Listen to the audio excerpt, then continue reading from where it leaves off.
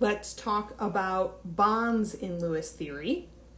We already mentioned that atoms bond because it results in lower energy or a more stable electron configuration. There are two general types of bonds.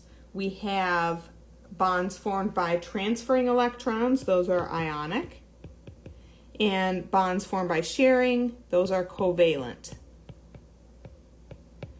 This, as a general rule, will involve all atoms obtaining an outer shell with 8 electrons. That's called the octet rule. So octet rule means 8 electrons for everybody. Now there are some exceptions to the octet rule that we'll talk about, but as long as you remember that all atoms want that electronic configuration like a noble gas, that will get you where you need to be. So the octet rule, everybody wants the noble gas configuration. Now, exceptions to the rule. That the first few elements, so hydrogen and then lithium, beryllium, and boron, want an electron configuration like helium. Now, helium only has 2 electrons, which is a duet, and so that's an exception to our octet rule. So hydrogen is the one that you really have to remember here. Gains or shares 1 electron. So if it loses, I can share an electron forming a duet. It can gain an electron and become H minus, or sometimes it loses its 1 electron and becomes H plus. And then the other big category of exceptions is expanded octets for things in period 3 or below. So anything that can access a d orbital can have more than 8 electrons around it and put those extra electrons in empty d orbitals. Okay, types of bonds.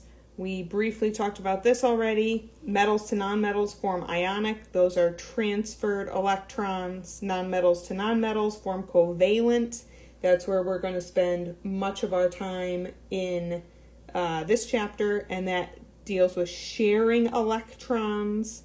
And then metal to metal is metallic bonds where the electrons are pooled together. Okay, we can predict ionic formulas using Lewis symbols of the elements.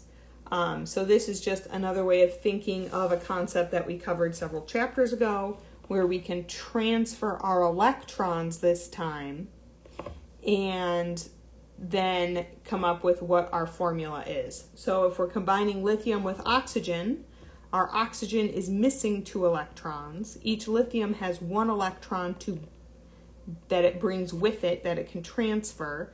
And so we need 2 lithiums for every 1 oxygen. So our formula is lithium 2 to 1 oxygen for lithium oxide. So we can use our Lewis theory here to predict the compound here that forms between calcium and chlorine. Calcium has 2 electrons, chlorine has 7, so it's just missing the 1. So we're going to have 1 calcium with 2 chlorides. When we talk about covalent bonds, electrons shared form bonding pairs. Electrons that are not shared but belong just to 1 atom are called lone pairs. So when we're looking at covalent compounds, at molecules, there are 2 types of electrons. There's the bonding pairs that we are going to end up drawing in between 2 atoms to indicate that they're shared between those atoms. And there are atoms that are lone pairs, so like this pair of electrons only belongs to oxygen, this one only belongs to oxygen. If they're not in between, then they're lone pairs. Often we will represent bonding pairs with a single line. Each line has 2 electrons in it. So if I were to write this structure of sulfur dioxide traditionally, it would be O double bond S single bond to the oxygen, and then my lone pairs that just belong to a single atom go around the edges. So each of these represents 2 electrons.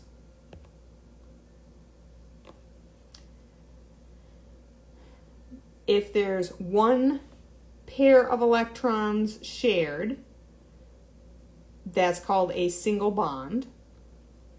And one atom can use more than one single bond to fulfill its octet. So here you can see each fluorine atom has 7, but if they share these 2, then each of them has 8. And so fluorine forms a single bond. Water, oxygen has 6 electrons, each hydrogen has 1. So each hydrogen and oxygen shares 1 electron with each hydrogen, forming water, 2 single bonds. Atoms can share 2 pairs of electrons. That's called a double covalent bond. Again, each line here represents 2 electrons. So my oxygen on the left has 1, 2, 3, 4, 5, 6, 7, 8 electrons. My one on the right, 1, 2, 3, 4, 5, 6, 7, 8 electrons. There's also a triple bond.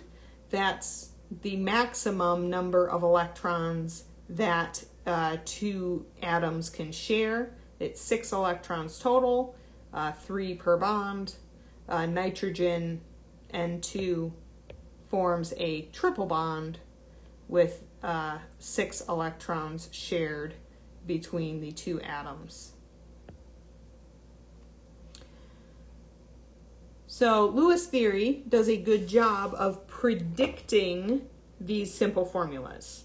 So hydrogen, you can see each has 1 electron. Each one prefers to have a duet, and so they can share the electrons, form a single bond. That's why hydrogen by itself is H2. Similarly, hydrochloric acid, hydrogen has 1 electron. For the noble gas configuration needs 2. Chlorine has 7. For the noble gas configuration needs 8. So we can form a single bond between the hydrogen and the chlorine and get hydrochloric acid.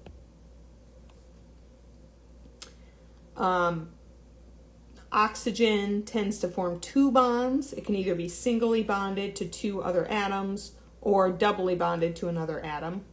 Again, that's what gets it the 8 electrons for the noble gas configuration.